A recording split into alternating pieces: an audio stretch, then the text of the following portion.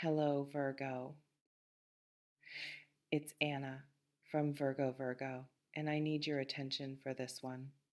Not in the usual way, not in the let's explore some possibilities way, in the something's off and I need to talk about it way.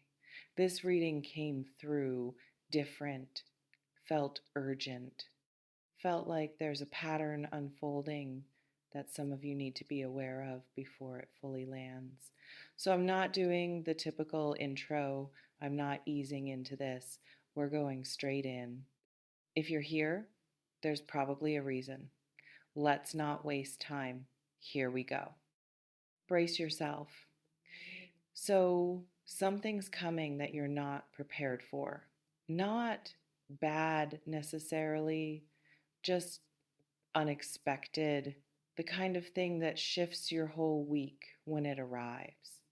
That makes you stop, rethink, recalibrate everything you thought you knew about a situation. And I'm getting that some of you need to hear this before it happens so you're not blindsided, so you can receive it with some composure instead of pure reaction.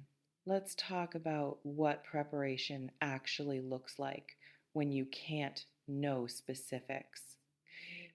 Unexpected doesn't mean unprepared. You can't know what's coming. That's the definition of unexpected. But you can prepare your nervous system, your mental space, your emotional capacity. You can create internal stability so that when external chaos arrives, you don't collapse. Think about it like this. You don't know when the ground will shake, but you can build on solid foundation. You don't know when the wind will blow, but you can strengthen your structure. You don't know what's coming, but you can make sure you're not already at your breaking point when it does. That's what this is about. Some of you are already maxed out, already stressed, already overwhelmed, already running on empty, and something's about to require your attention, your energy, your presence. If you're already depleted, you won't handle it well. You'll react instead of respond. You'll spiral instead of stabilize. Not because you're weak, because you're human, and humans have limits. So, step one is creating space before you even know what you need space for. Just create it. What does that mean practically? Clear your schedule where you can. Don't overpromise this week. Don't say yes to things you don't have bandwidth for. Don't add pressure to a system that's already pressured.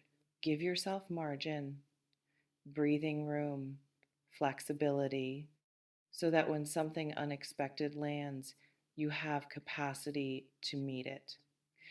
I'm seeing phones, specifically messages, calls, notifications that arrive and change temperature. Could be good news, could be complicated news, could be we need to talk news, but whatever it is, it's coming through your phone. And it's going to require something from you: attention, decision, response, action, something you didn't plan for, something you weren't anticipating. Hold on.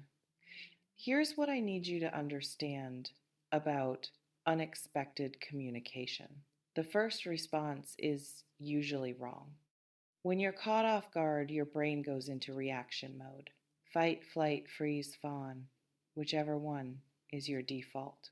And none of those are great for making decisions or responding thoughtfully. So, rule one: when the unexpected hits, pause. Don't respond immediately. Don't react from the shock. Let the information land. Let your system process. Give yourself literally any amount of time between receiving and responding. 5 minutes, an hour, a day if you can. And whatever keeps you from that initial reactive impulse that you'll regret later. I'm seeing some of you getting information about someone, not from them, about them, through a third party, through discovery, through something you weren't meant to see yet. And it's going to reframe things. It's going to make you question, make you reconsider, make you wonder what else you don't know. If that happens, remember this: information out of context is dangerous.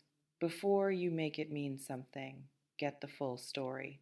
Before you jump to conclusions, ask questions.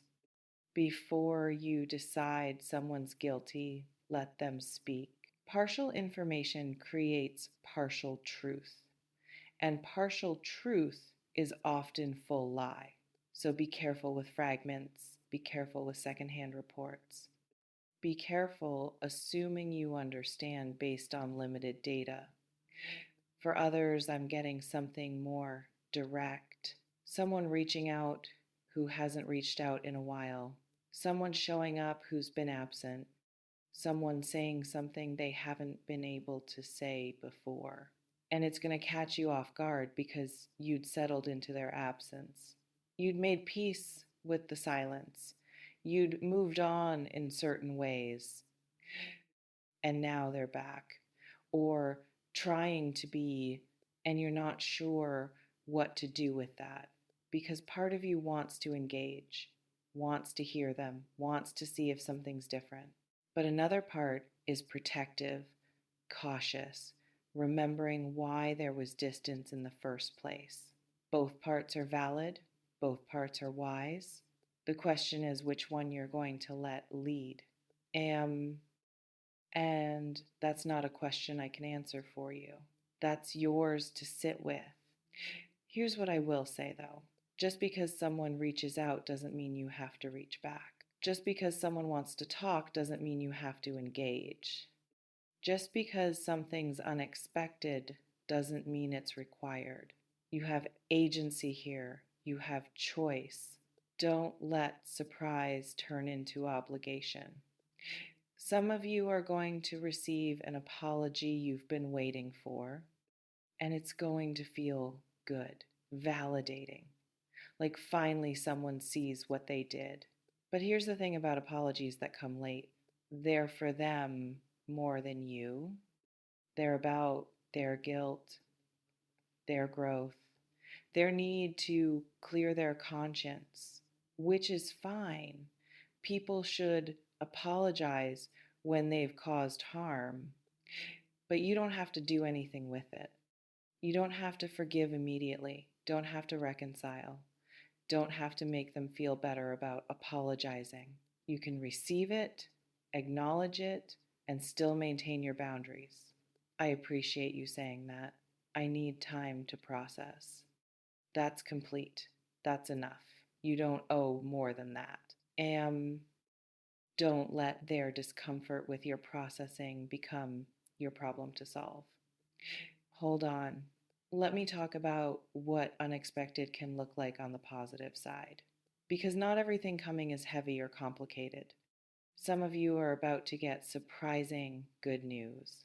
Opportunity you didn't apply for. Money you didn't expect. Outcome you'd given up on. And weirdly, that can also be destabilizing because you'd adjusted to things not working out. You'd made backup plans. You'd emotionally prepared for disappointment. And now you have to readjust to something actually going your way. That's disorienting in its own way. You might not trust it, might wait for the other shoe to drop, might have trouble receiving it fully because you are conditioned to things being hard. If that's you, practice receiving. Practice saying thank you without but.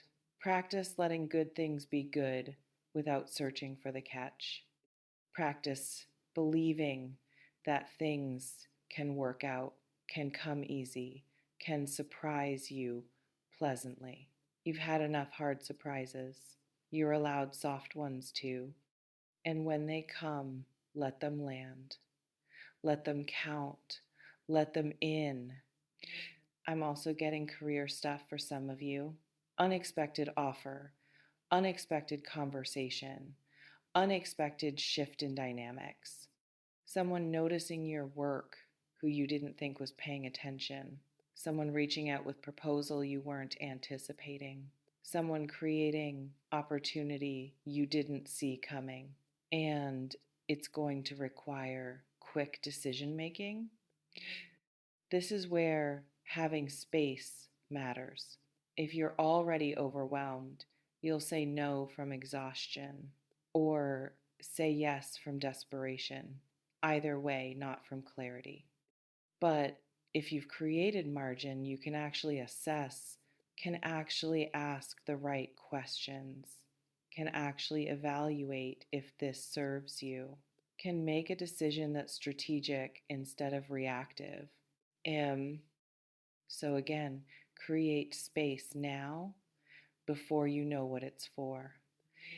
Let me address the emotional preparation side because unexpected things hit emotionally even when you're mentally prepared. Your feelings are going to react. That's not something you can control. What you can control is what you do with those feelings. When you feel activated, anxious, angry, scared, excited, whatever it is, notice it, name it. I'm feeling anxious right now. That simple act of naming creates distance between you and the feeling. You're not the anxiety, you're the person experiencing anxiety. That distinction matters, gives you agency. Then ask yourself what the feeling needs. Does it need expression? Do you need to journal, talk to someone, move your body? Does it need soothing? Do you need to breathe, ground, comfort yourself? Does it need action? Do you need to address something directly instead of sitting with discomfort? Different feelings need different responses. Tune into what yours is asking for instead of just reacting to it being there. And remember, intense feelings are temporary. Even when they feel permanent, even when they feel like they'll swallow you, they peak, they pass, they move through if you let them. Don't make permanent decisions from temporary emotional states. Feel what you feel, honor it, let it move, then decide from the other side. That's emotional maturity, not suppression, not indulgence, just skillful navigation. Here's something else. Whatever's coming might require you to set a boundary you haven't set before, to say no when you usually say yes, to protect yourself when you usually accommodate, to choose yourself when you usually defer. That might feel uncomfortable, might feel selfish, might feel wrong. It's not, it's just new. New always feels wrong before it feels right. Your nervous system interprets new as dangerous because unknown is dangerous to survival. But you're not in danger, you're just in growth. And growth always requires doing things you haven't done before. So expect discomfort. Don't let discomfort become evidence you're doing something wrong.